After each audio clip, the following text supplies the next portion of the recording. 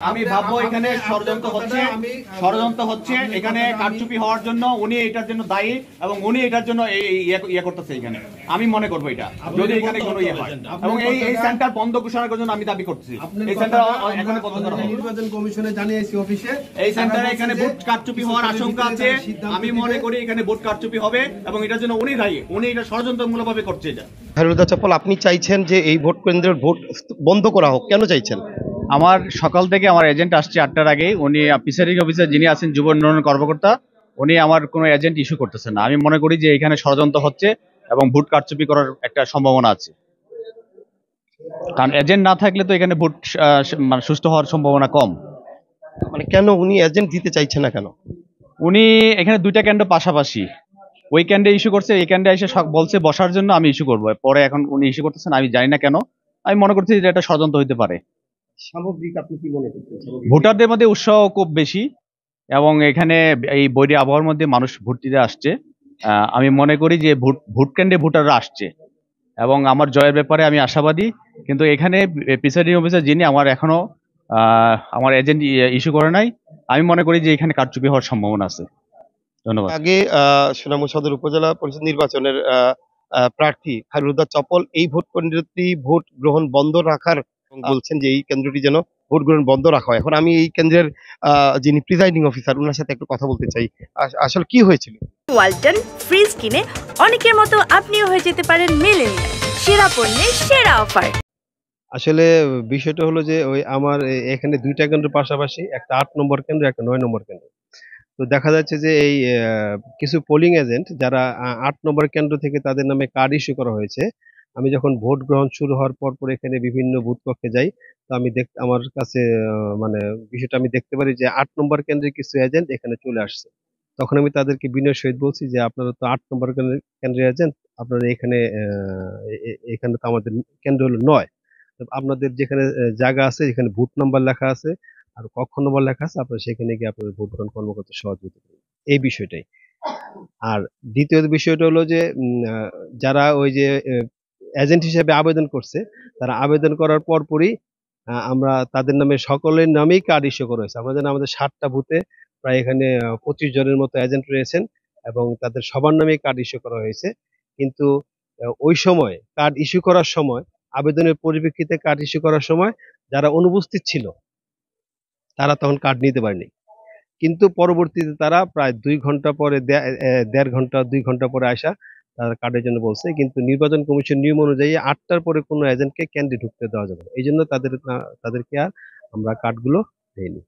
ঠিক আছে? তাহলে এখন তো এজেন্ট আছে এবং পরিবেশ সুষ্ঠু আছে, এবং কাউকে কি আটক করেছিল এই কেন্দ্রে, বা কেউ অভিযোগে কেউ আটক আছে কিনা? না, কেউ নয়। কেন্দ্রের পরিবেশ সুষ্ঠু আছে। ভোট গ্রহণের পর থেকে এখন মোটামুটি আমরা ভালোভাবে ভোট নিতেছি। আমরা 10টার দিকে একটা তথ্য দিয়েছি, সেই তথ্য অনুযায়ী প্রায় দেখা যাচ্ছে যে আমাদের এখানে প্রায় 100-র কাছাকাছি ভোট পড়েছে আর কি। আমরা পরবর্তী তথ্য নিব বেলা 12টায় আর কি। আমার পাশে একটা 8 নম্বর কেন্দ্র আছে, সেই কেন্দ্রে আপনি আমার এখানে স্বচ্ছতার জন্য, আমার যদি দেরিত আসে, স্বচ্ছতার জন্য, নিরপেক্ষতার জন্য আপনি এজেন্ট দিতে হবে। আমার কথা হলো স্পষ্ট, আমার এখানে যদি কোনো ষড়যন্ত্র করার ইয়ে না থাকে আপনি এজেন্ট দিবেন, আর নাইলে ভাববো আমি এখানে ষড়যন্ত্র করছেন, আপনি ভোট কারচুপি করতেছেন। আমার এজেন্ট কেন দিবেন না? আপনি এজেন্ট দেওয়ার রাইট আছে, আমার প্রত্যেকটা ইয়ার এখানে রাইট আছে এজেন্ট দেওয়ার। আমার দেরিতে আসলেও আমার এখানে আগে আসছে, সবার আগে আসছে আমার এজেন্ট। আপনি বসে রাখছেন, আপনি ইস্যু করেন, নতুবা এটা কিন্তু আপনার বিরুদ্ধে আমি ইয়ে করবো। এখানে ভোট কারচুপি হচ্ছে, আমি মনে করি এখানে ভোট কারচুপি হচ্ছে। আমাকে বলতে দেন, আমি বলি একটু, আমি বলি আমার সেটা বলি। বলেন। এখানে এই যে ওইখানে 4-5 জন ছিল যারা 8 নম্বর ভোট কেন্দ্রের প্রিসাইডিং অফিসার, তাদেরকে পোলিং এজেন্ট হিসেবে নিয়োগপত্র দিয়েছে। এখন তারা যখন এখানে আসছে, আমি বিভিন্ন কক্ষে ভোট গ্রহণ শুরু হওয়ার পর বিভিন্ন কক্ষে গেছি।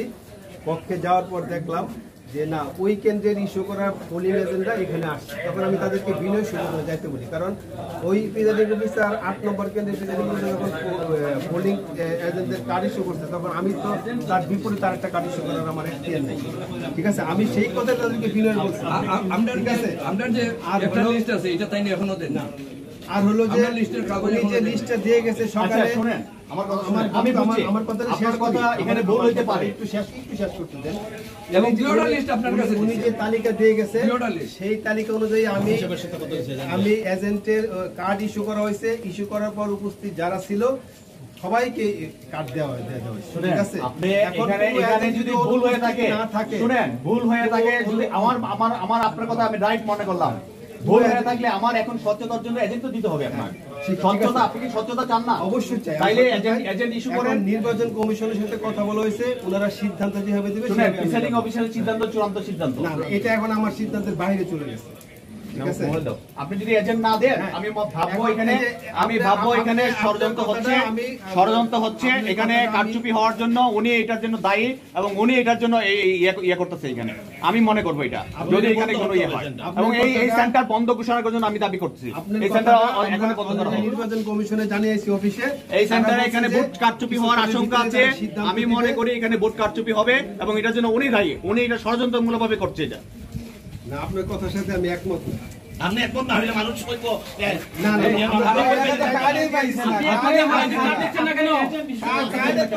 আমি এজেন্ট ইস্যু করেছি।